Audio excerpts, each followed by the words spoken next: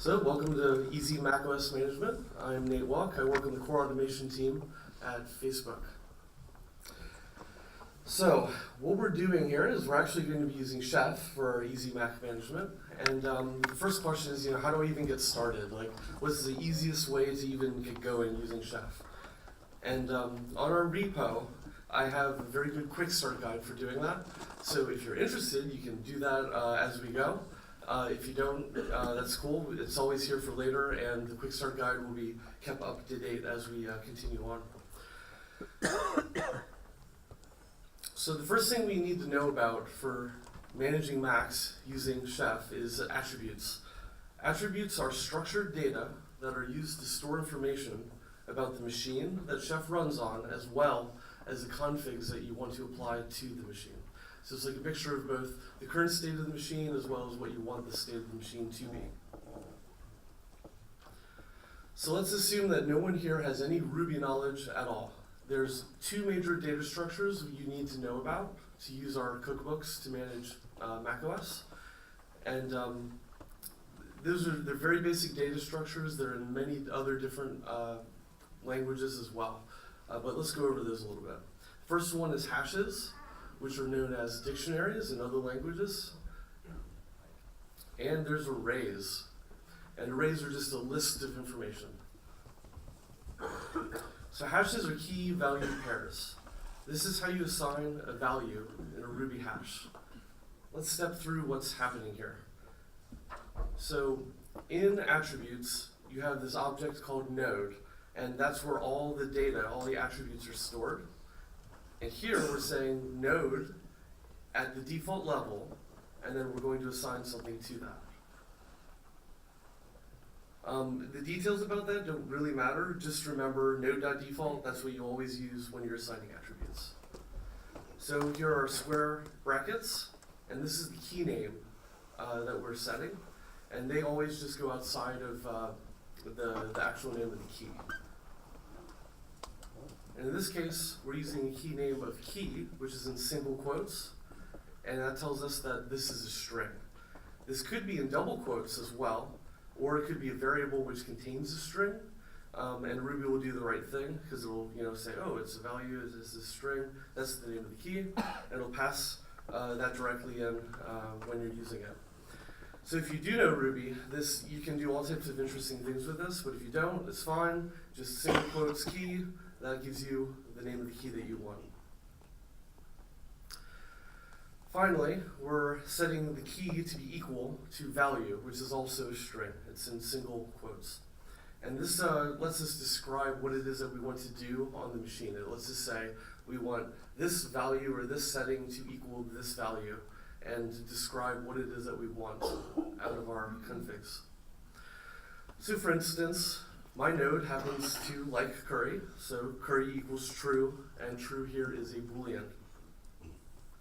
My node likes bacon, but it likes streaky bacon, so my node bacon preference, or attribute, is streaky. So hashes can also be nested, meaning that one hash can contain another hash as its value. So you'll have a key that contains a value, and that value is another key and another value. And the way this looks, it's a little bit hard to describe verbally, so let's just see what it looks like in practice.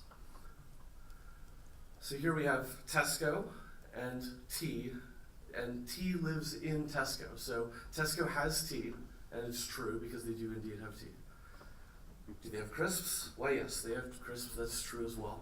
And crisps is in the namespace of Tesco, meaning that belongs underneath there. It is a value of Tesco.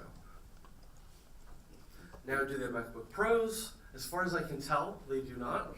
They might have iPads, I think, but no MacBook Pros. So we'll have to go to an Apple store for that. And when it comes to using our API cookbooks, there's just some very few basic rules to keep in mind. Chef is extremely expandable and extremely customizable. As a result, you can do it so many different ways, and people do. But the way we do it simplifies it.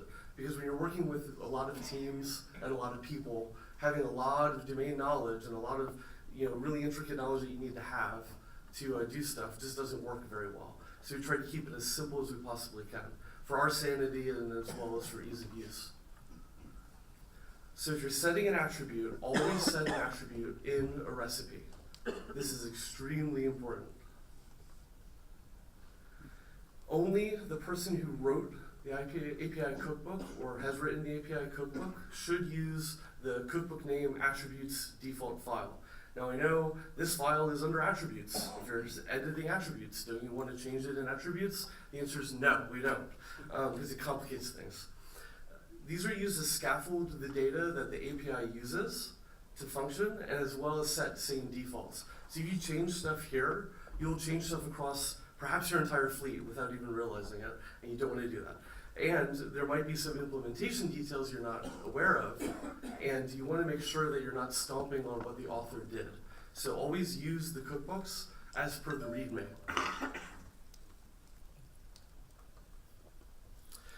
So the other thing to do is always use no.default, as I mentioned earlier.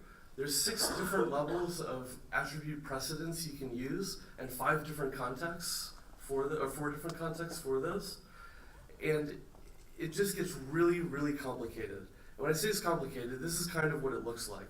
So you have default, force default, normal override, force override, automatic, and then you have 4 different phases of the run or context.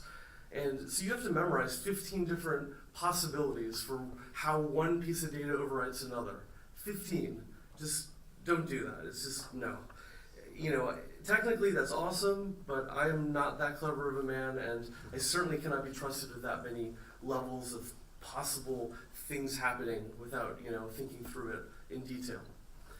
And when people do try to use all those different levels, they generally run into issues. So this is really kind of like a recipe, no pun intended, for easier chef usage while still having a lot of the power. So where do these attributes go anyways? I say they go into the recipes, but what does that look like? In our code repo, we have a CPE init cookbook, and that's what all these examples will build upon. In CPE init, recipes, company init, there's this one file, and that file is meant for you to make all your customizations to your fleet. So anything you put in there that we're talking about now, when you run Chef, it will be applied to that machine. It's just one place to put it. It's the only place you need to worry about, and it's just as simple as you'll see.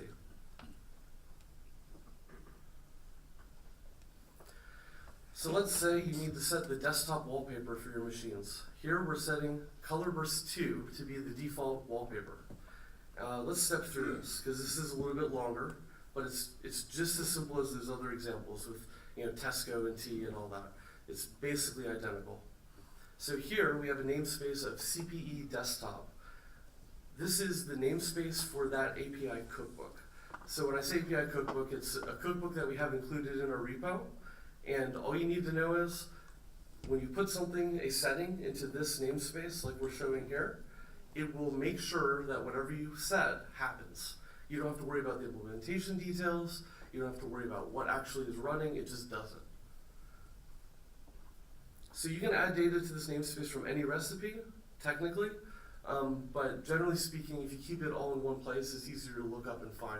So normally people are like, so there's this one setting, where is it set? And then if you have things scattered all about, it's really hard to find. So in this case, we're trying to keep it all in one place and make it easy to read. So it's even great for auditing, because the auditors can see one place, these are all the settings we have set. And this is representative of the entire fleet. So the key we're setting here is override picture path. And override picture path is actually the exact key that's used in the profile to set the wallpaper here. And then this is the path. This is the default path to Colorburst 2. And this ships with macOS, so I just picked something easy and I knew it would be widely available. So what's the end result? If we run Chef, it will install a profile which sets the wallpaper to Colorburst 2. If someone's logged in, it will immediately change the wallpaper to this because of the nature of profiles. So if you had a whole fleet and everybody's logged in and you set this, all of a sudden everybody's wallpaper would get changed. So it's pretty cool and kind of scary, but pretty cool. So now we can get to the dessert, the sweet results of managing macOS with Chef and using these API cookbooks. Let's say we want to disable some preference panes, which means they're present but grayed out in system preferences. We feed a list of preference panes to the disabled preference panes key, which lives in the CPE preference panes namespace. So it's the same construction, it's CPE preference panes, and then what is it? It's the disabled preference panes option. And then we're feeding that a list of things we want to be disabled. So we'll put that in company init, we'll save it, but we're not running Chef yet. We're just gonna save it, leave it there. We'll look at profiles. Nothing's installed except for Screensaver, which is what I happen to have installed by default. And if we look at system preferences, nothing's disabled. The three that we are trying to manage, they're still enabled. We have not run Chef yet, so the profile is not present. So we run Chef, and then the preference panes profile is installed. So let's see what the results of that were.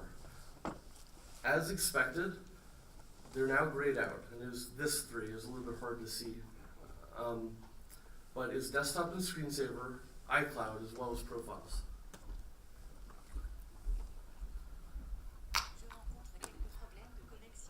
So let's go back to the attributes we set. These are the three we set, and as well as the three that got disabled. So what happens if we remove something from this disabled list? I think our clients should be able to change desktop and Screensaver settings. So let me remove that one specifically. So that one's gone. We'll save the file. We'll run Chef again. It will automatically install the new profile because it knows that it changed. And when we go back to system preferences, you can see that only those two are now disabled, and desktop to Screensaver is now accessible again. Here's another common setting, Screensaver settings. Most orgs, especially if you're security conscious, have very specific requirements for idle time, password delay, the fact that your screen does actually lock after a certain amount of time, all those sorts of things. This, by default, uses the macOS default settings. So I think it's like 605 or something like that, or 600 for delay. In company init, we're overriding the default settings for idle time and ask for password delay within CPE Screensaver. So if we're reading it from left to right, it's no default has a CPE Screensaver setting, specifically the idle time setting, and it's equal to 300 seconds. And then also we have ask for password delay, same deal, and that's going to be 2 seconds. So currently, it's 600, which is the default, and we haven't run Chef yet. But when we run Chef, it will actually update the settings in the profile for us automatically. And that looks like this. So you can see it changed from 600 to 302. 300 for idle time, 2 for delay. So the nice thing about this is whenever you change a setting, Chef is dynamic. It will automatically go back, reinstall the profile, and make sure that it has the new setting. And to see these settings sometimes, just as fair warning, you may have to close and reopen system preferences because it does not refresh reliably, and it's super annoying, especially if you forget that in the middle of troubleshooting. Huge pain. How about power management? Now this one's a really long namespace. It's a lot of stuff there. But in the examples that we have, the READMEs have cut and pastable examples. So you don't have to type this out every time. You generally can cut and paste it from the README, put it into your configuration, set it to what you want it to be, and then you're set. This one is pretty cool. It can do both while you're plugged into power and while you're on battery. So if you set this setting and then run Chef, it'll install a profile, which will manage those settings. And it'll be just like we saw before. You'll now have a power management profile show up in system preferences, and it'll list out everything that's set on that. CP Spotlight. So Spotlight, it's great, but sometimes if you have lots and lots and lots and lots of tiny files, like say you have a Git repo, a very large one, or a ton of them, it will just eat your CPU alive. So one thing we can do is we can manage exclusions. So I put all my code in users and code. I can add that to the CPE Spotlight exclusions namespace, and it will automatically add that to the exclusions list.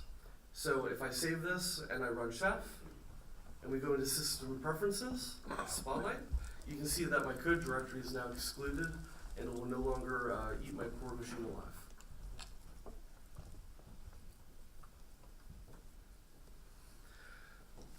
Sometimes you have machines that are not used by humans as a dedicated machine, or just used to display pretty pictures or what have you. So in those cases, we don't really want Bluetooth popping up, because typically for those, you have them plugged into a monitor, no keyboard, no mouse. What happens when you do that? OS X is helpful and says, would you like to set up a Bluetooth keyboard and mouse? And of course, you know, that ruins whatever it is you're trying to display on there. So CP Bluetooth will take care of this for you. All you do is add these two lines, and that will disable looking for keyboard and looking for the pointing device for Bluetooth, which also prevents the UI from popping up and interrupting whatever it is you're displaying on your kiosk or your dashboard or whatever it is you're running. Perhaps your company has an internal command line tool and you want it available to everyone by default in the path.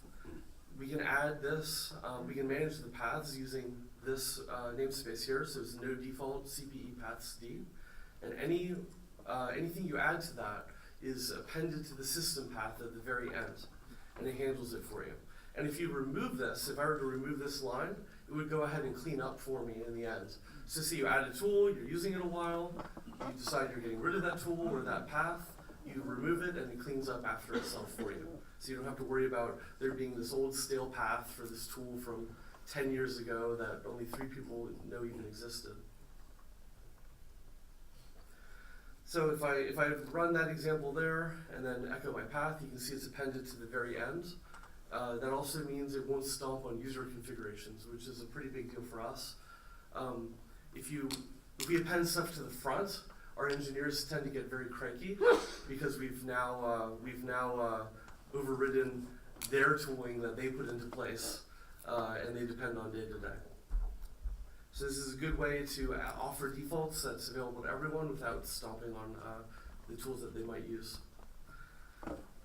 Maybe you have an internal server that you don't really have DNS entries for whatever reason, or maybe it's a test box that you're using and you don't have access to the DNS server. You could add extra entry here into CPE hosts, and what you do is you feed it the IP address as a string for the key name, and then you set it equal to an array of DNS names you want for it. So in this first example here, we're feeding it just one name.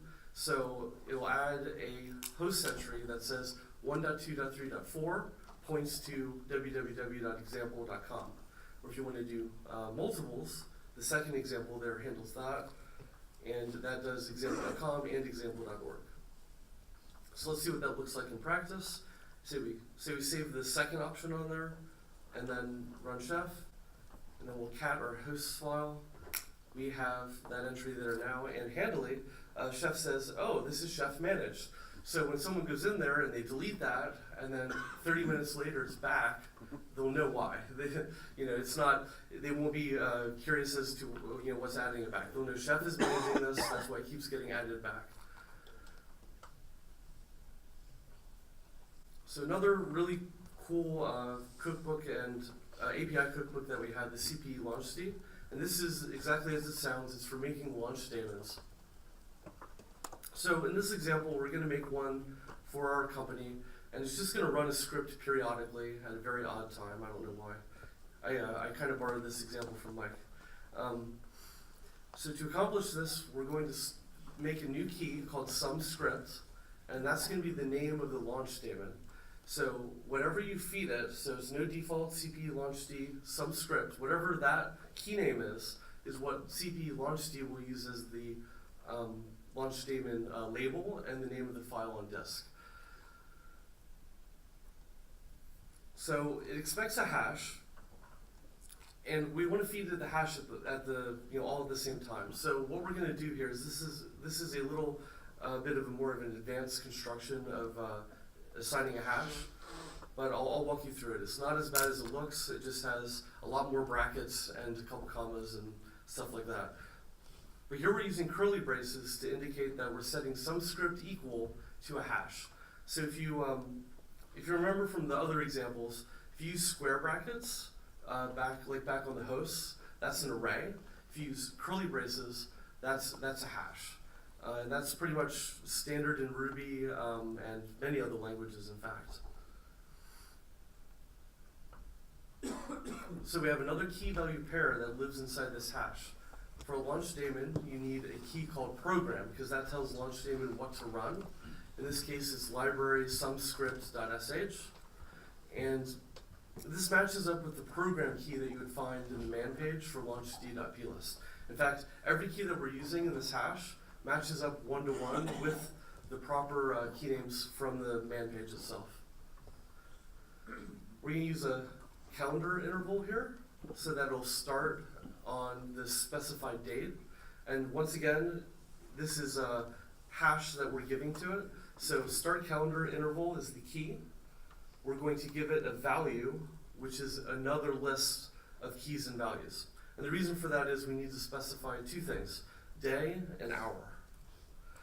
So here we have a weekday of 7, which is Sunday. It could be 0, 0 is Sunday as well. And then an hour of 10, so it will be 10 in the morning. And then you can see there's an end bracket after the hour line, and that's to close up the hash for the start calendar interval. And you'll always notice whenever there's an open bracket, there's always a closed bracket. And that's important for hashes so that it knows where it starts and stops. Otherwise it won't know. They're delimiters. So they tell you,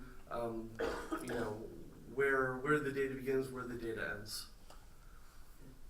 Also, the script might hang or take a while to run, so we want to make sure there's a timeout. So after the start calendar interval hash, we're going to put a key of timeout and a value of 300 seconds, which is 5 minutes. So if I run chef, it'll lay down the launch daemon, and let's see what it looks like on the flip side. So this is what it looks like in chef code, using it's a very Ruby notation.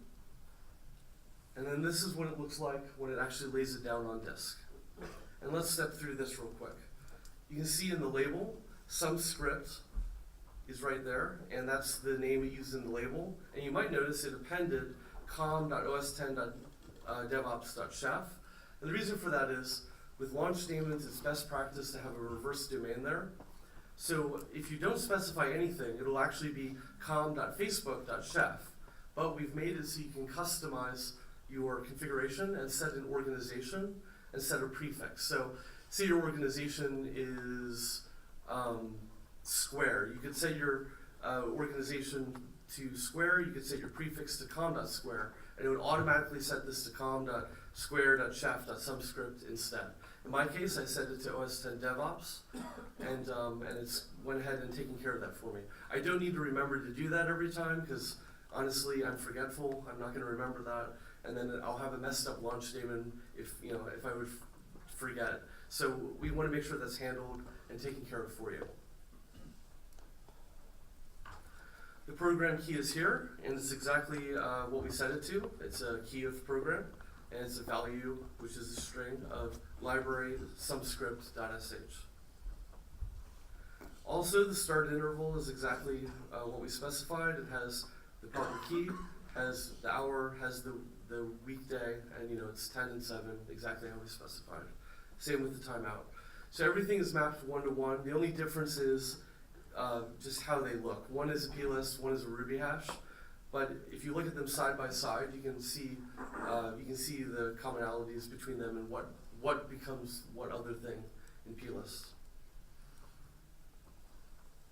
Now, the best part about using CPE launchd is, say we have this launch daemon, and has anybody ever deleted a launch daemon before remembering to unload it? Isn't that pain? It's not as much anymore, but it used to be a huge pain. So this actually unloads the launch daemon and then deletes it if you get rid of it, so you can never forget to do that ever again. And it just handles it all for you. And it always does the right thing. When you're making it, it puts it on disk and then loads it for you. And when you're deleting it, it unloads it and then deletes it off the disk for you. Who here manages Chrome? A few. And this guy. So yeah, web browsers are generally a pain to manage. And most people hate it, and I think so do we. I don't think Nick loves it. I don't think he enjoys it immensely. For that reason, Nick created CPE Chrome, and it's an API cookbook just for managing Chrome. The cookbook uses a configuration profile to manage Chrome itself, and it does it all as per Google's documentation. So if you look at the I think it's manifest they call it, or something like that. It's keys in the manifest. You can specify any of those and manage them using this cookbook here. For instance, here's an easy one. You always want the bookmark bar to be visible. You just set CPE Chrome, bookmark bar enabled, which I looked up on Google's documentation. I set it to true, and when you run this, it installs the profile. I open Chrome, and the bookmark bar is enabled by default. Just as easy as that. Perhaps you want a extension installed on all your machines by default. In this case, we're going to do LastPass. So because this is Ruby, we can use variables and do some other stuff so that we can shorten our lines. And mainly in this case because the screen is only so wide, and I didn't want a line that was 50 miles long and going off the side and wrapping and all that. But here we're going to make sure that LastPass is installed. So we have an update URL, which that's a pretty standard URL. And we're going to tell CPE Chrome and set an extension install force list. And then that first line of seemingly random numbers is actually the identifier for LastPass.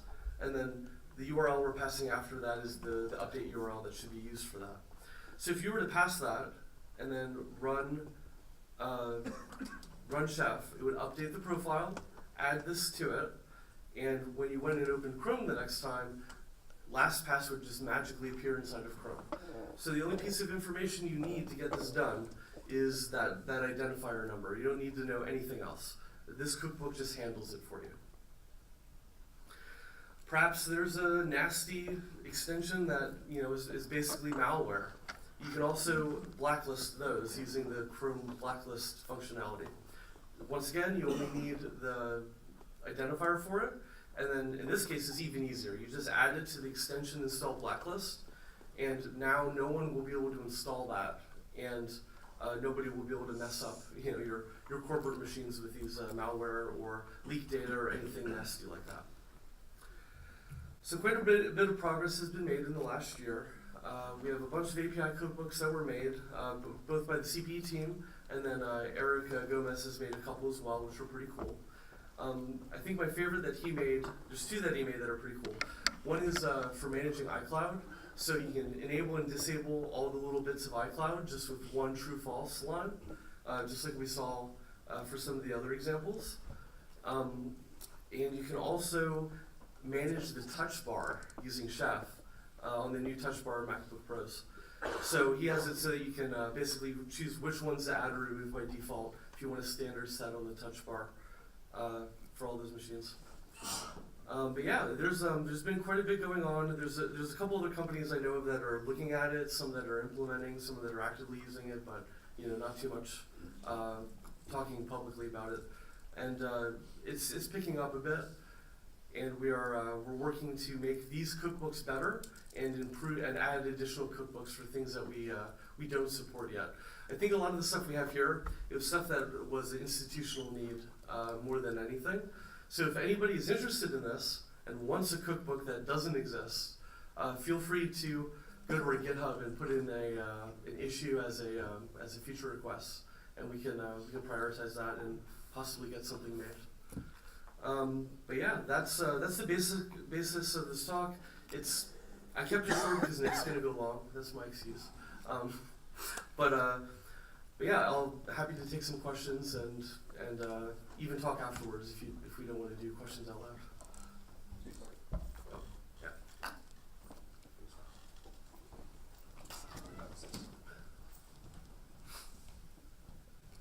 So first, thanks for talking about Chef in basic terms, because I like small sentences and small words, and I need them to survive. I feel like we may have jumped I got to ask a more foundational question. What's the infrastructure like to make this functional for your organization? If you're starting small and just getting started like this, what's your checklist in terms of what I need to get started on the server side, or what do I need to install on a client and things like that? Gotcha. Yeah. So there's a couple different ways to cut it. Basically, Chef offers hosted Chef, so you can pay. I think it's like 10 nodes free or something like that, and you can try it out. And basically use their server. It's just in the cloud, which really means someone else's server. And then you can run off of there, and that's great. You can set up your own open source server, which Eric has done, and I've been I need to work with him to get this like documented in the open, but like he went through all this stuff to get an open source server set up, and I think it would be possible to write a cookbook that basically did it for you, but we just haven't gotten there yet. He's been busy, we've been busy, you know how it is. But the other way you could do it is, in the example and the quick start that we have on our GitHub, it's running it locally, and you can totally do that. In fact, Google runs Puppet locally, so it would be the exact same sort of thing. It's basically you just have your cookbooks and all your data locally, and you do a local run.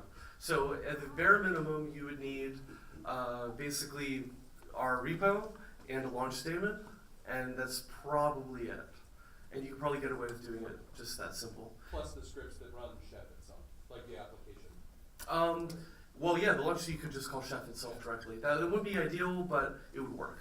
Yeah, and there's some wrapper scripts that we have for running Chef that I believe are either open sourced or to be open sourced, and that would help out quite a bit too. Cool. Yeah. Thanks.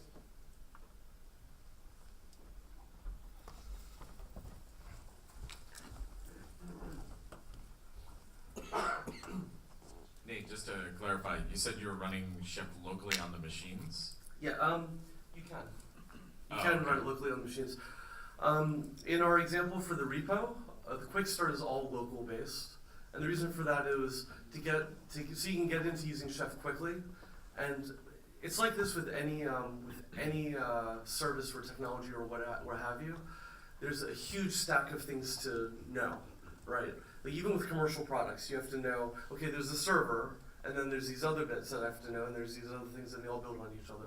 So I try to cut out as much of that as I can for the quick start. Quick start is essentially you do what we did here. You save it, you run Chef locally, it applies it. That's all there is to it. It's as simple as you get. And then from there, you can add a server if you want that. You can add a launch statement if you want it to run, continually. You set up your own server, you can host a server, what have you. But yeah, basically it's we don't run locally like that, but it's a good way to get started. What might be the advantage of, like you guys have servers? Yeah. Versus running it locally and then just having, the machine pull down cookbooks every so often? Gotcha. Yeah, I think the advantages and disadvantages there are with running locally. It is as you said, right? You have to worry about syncing stuff down now. So I know Google has a really sweet tool that they have like this GPG or something. They basically have an encrypted bundle that they pull down, extract out, and then they can run off of that. It's a really clever system. And it could probably even be adapted for this if you wanted to, but that's a different sort of problem to solve for, I guess. So the server, it syncs all the cookbooks for you down to the client. That's part of what you get out of that. And then locally, you'd still have to deploy that. So in fact, you can actually use Monkey to deploy the cookbooks if you wanted to. So if you wanted to have Monkey just deploy stuff to disk and then have Chef run from there, you could totally do that. That'd be completely feasible. Okay, thanks. Mm-hmm.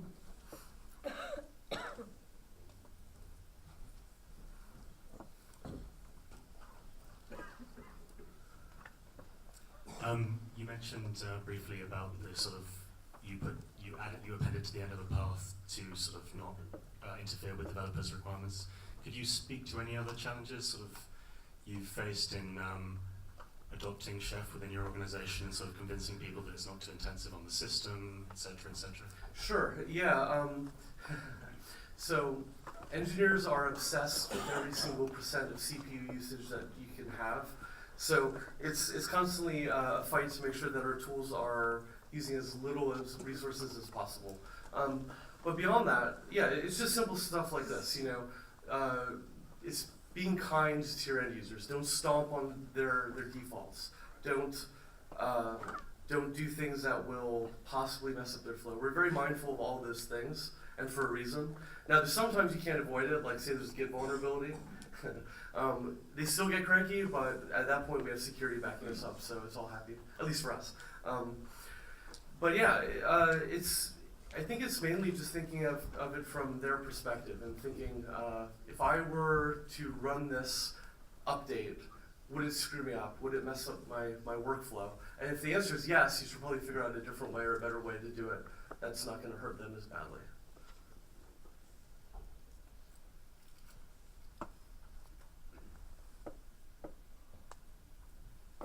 Thank you, Nate. Cool. Anyone else?